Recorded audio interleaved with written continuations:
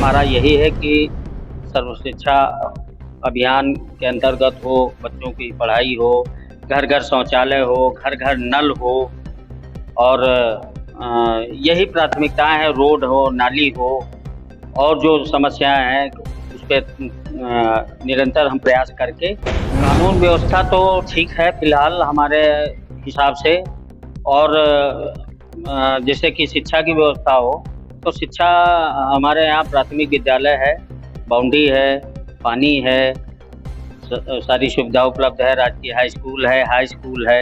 मनरेगा से ज़्यादा हम ले रहे हैं प्रयास, जैसे कुछ बड़ी-बड़ी नालियाँ हुई या अभी आंगनबाड़ी नहीं है शेष, तो हमने लिख के दिया है। अभी 2 आंगनबाड़ी हमारे यहाँ फर्स्ट सेकंड लेकिन एक भी नहीं। मैं अपने पंचायत सचिवालय में स्वयं चला रहा हूँ आंगनबाड़ी, तो उसकी माँग रखी है जिले की। सहयोग मिलता है जब आप इस तरीके की पत्र लिखकर भेजते हैं, मांग करते हैं किसी चीज़? नहीं, कहते तो हैं, नहीं प्रधान जी आपका गाँव बहुत अच्छा है और छोटी निधि के कारण जितना विकास होगा मनरेगा से हम कार्य कराएँगे और कराते हैं, ऐसा नहीं।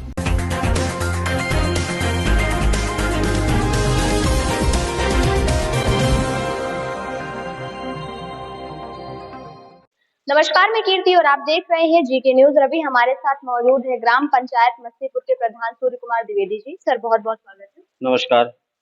सर 3 साल लगभग बीत चुके हैं आपके कार्यकाल को। तो 3 साल पहले जो स्थिति थी गाँव की और 3 साल के बाद क्या स्थिति है गाँव की? अब तो बहुत बेहतर है, प्रयास हमारा यही है कि सर्व शिक्षा अभियान के अंतर्गत हो, बच्चों की पढ़ाई हो, घर-घर शौचालय हो, घर-घर नल हो और यही प्राथमिकताएँ हैं, रोड हो, नाली हो और जो समस्याएँ हैं उस पे निरंतर हम प्रयास करके प्रयास कर रहे हैं और काम कराते जा रहे हैं। कानून व्यवस्था कैसी है अभी क्षेत्र के अंदर और स्वास्थ्य शिक्षा को लेकर क्या काम किया जा रहा है? कानून व्यवस्था तो ठीक है फिलहाल हमारे हिसाब से और जैसे कि शिक्षा की व्यवस्था हो, तो शिक्षा हमारे यहाँ प्राथमिक विद्यालय है, बाउंड्री है, पानी है, सारी सुविधा उपलब्ध है, राजकीय हाई स्कूल है। अभी हाई स्कूल में 2 रूम आए हैं, एक उसको पुस्तकालय के लिए आया है भवन और एक और रूम आया है, तो निर्माण चल रहा है। बाकी जो पंचायत से होने वाला होता है हम स्वयं कराते हैं, जैसे कि अभी हमने अमृत सरोवर का निर्माण करा रहे हैं, पक्का निर्माण। गेट हुआ सीढ़ियाँ हुई, बैरिकेडिंग हुई और अभी हम अपना छोटी ग्राम पंचायत होने के कारण इतना निधि नहीं है कि जो हम पूर्णतः जो सोच के रखा है, वो करा लें। लेकिन हमने जिले से अभी एक जनसेवा केंद्र भी लाए हैं और डीपीआरओ महोदय ने हमको दिया है, विनती की है, तो उन्होंने सबसे पहले मोहला ब्लॉक में 2 ग्राम पंचायतों को दिया, सबसे पहले हुलासखेड़ा और मस्तीपुर, जो कि निर्माण कार्य जारी है और अभी छत पड़ चुकी है, बाकी शेष काम बाकी है। जैसे आपने कहा कि निधि थोड़ी कम है, तो ये जो विकास कार्य आप करवा रहे हैं, उसके लिए मनरेगा से या फिर किसी और योजना से मदद मिल रही है? हाँ, मनरेगा से ज़्यादा हम ले रहे हैं प्रयास, जैसे कुछ बड़ी-बड़ी नालियाँ हुई या अभी आंगनबाड़ी नहीं है शेष, तो हमने लिख के दिया है। अभी 2 आंगनबाड़ी हमारे यहाँ फर्स्ट सेकंड लेकिन एक भी नहीं। मैं अपने पंचायत सचिवालय में स्वयं चला रहा हूँ आंगनबाड़ी, तो उसकी माँग रखी है, जिले पे गई है, अब देखो मिलता है कि नहीं मिलता है। अधिकारी से सहयोग मिलता है जब आप इस तरीके की पत्र लिखकर भेजते हैं, मांग करते हैं किसी चीज़? नहीं, कहते तो हैं, नहीं प्रधान जी आपका गाँव बहुत अच्छा है और छोटी निधि के कारण जितना विकास होगा मनरेगा से हम कार्य कराएँगे और कराते हैं, ऐसा नहीं। जी, जी। अभी क्या आपने और योजना बना रखी है अपने जो शेष आपका कार्यकाल बचा हुआ है 2 साल का? अभी जैसे कि 2-3 नालियाँ हैं, अवशेष हैं, तो मनरेगा से हमने पास करा रखी हैं, तो मनरेगा में तो 1-1, 2-2 वर्ष पैसे नहीं आते हैं पक्के काम के, तो स्वयं अपने पास से लगाना पड़ता है।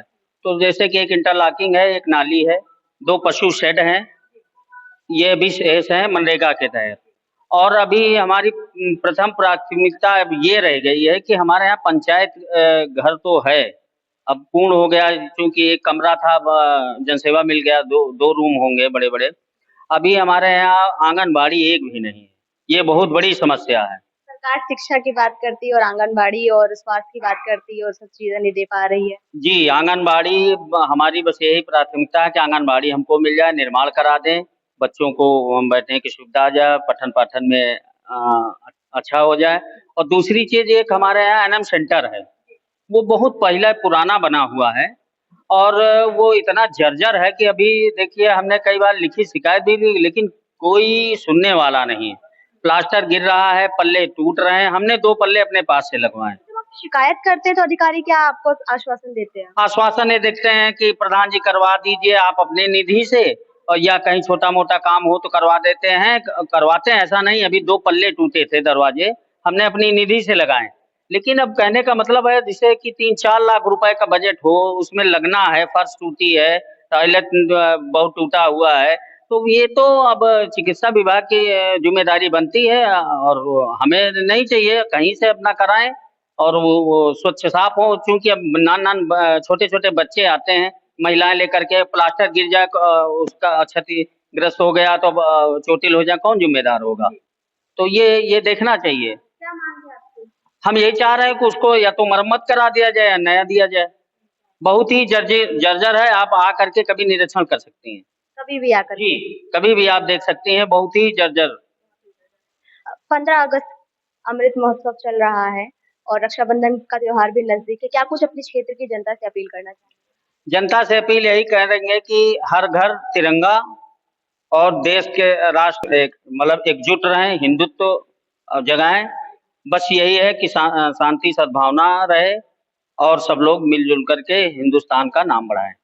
तो जैसा कि आपने देखा, अभी हमारे साथ मौजूद थे सूर्य कुमार द्विवेदी जी, जिनका कहना है कि ये राष्ट्र पर्व को सभी लोग हर्षोल्लास के साथ एकजुट होकर मनाएं और एक साथ रहते हुए अपने राष्ट्र का नाम रोशन करें। कैमरा पर्सन के साथ में कीर्ति जी के लिए।